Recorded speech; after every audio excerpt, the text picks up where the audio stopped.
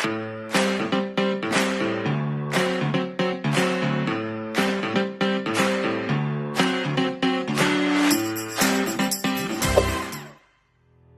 this afternoon, our special guest is one of the travel agents dito sa Fast Visa Run. She has been to the business for more likely 3 to 4 years.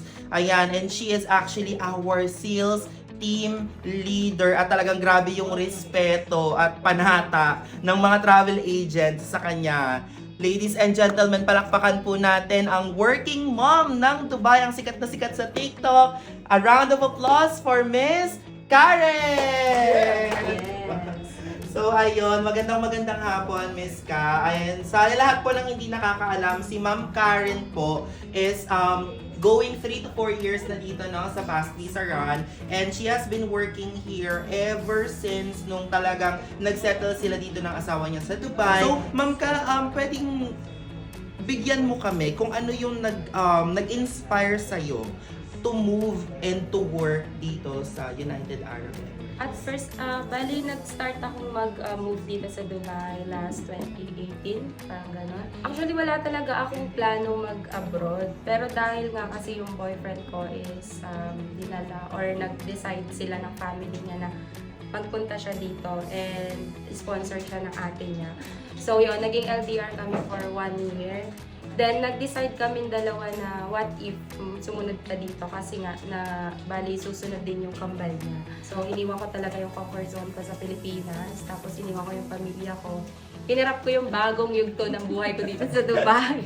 Ayan. So, no more LDR na sa amin dalawa ng asawa ko na ngayon. So, yun. And then, nagkaroon ng pandemic.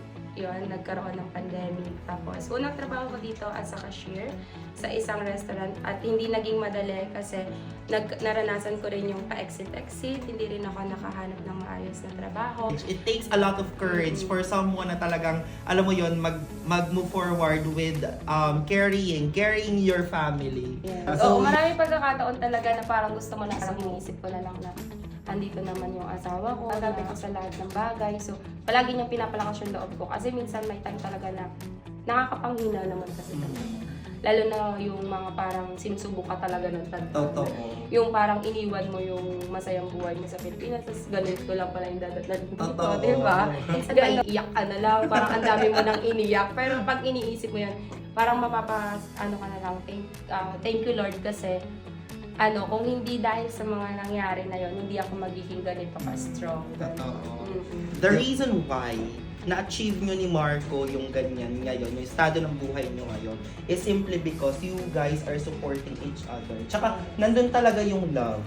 Diba? Na yung alam mo yon yung proper mindset, yung positive mindset na meron kayong dalawa ni Marco. Tapos yung paggagabayan nyo, yung pag-aakay nyo sa isa't isa, talagang malaking factor yon sa kung ano yung success na tinatabasaan nyo ngayong dalawa. Talagang kayang-kaya nyong lagpasan kahit ano yung dumating kasi dalawa kayo. Yes. And ngayon tatlo pa kayo.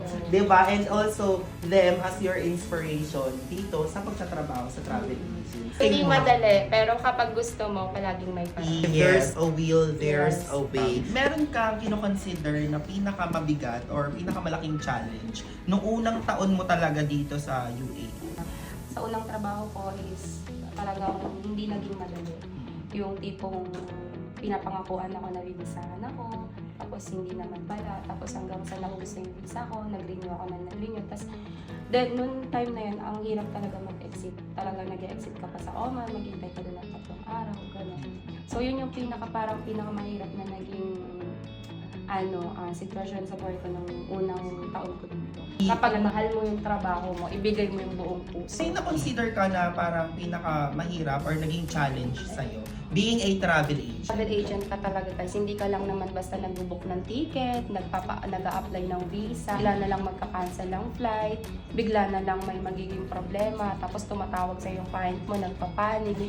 Hinihinga ko na muna kasi piniisip ko wala namang problema hindi masusolusyonan. Kung wala namang solusyon, at least may aral. Sa tagal ko na dito sa travel agency, parang hindi ko na talaga siya tinitake as sobrang big issue or big impact sa sarili ko. tinitake ko siya as a challenge. Saka, kumbaga, nakikipag-communicate talaga ako ng maayos. Napakahirap pagsabayin ng isa pagiging travel agent at pagiging isang nanay. So, ang ginagawa ko na lang din is, kumbaga, time management talaga yun. Ang meron lang talaga ako is willingness. Ayun, willingness and passion. Kumbaga, willing ako matuto.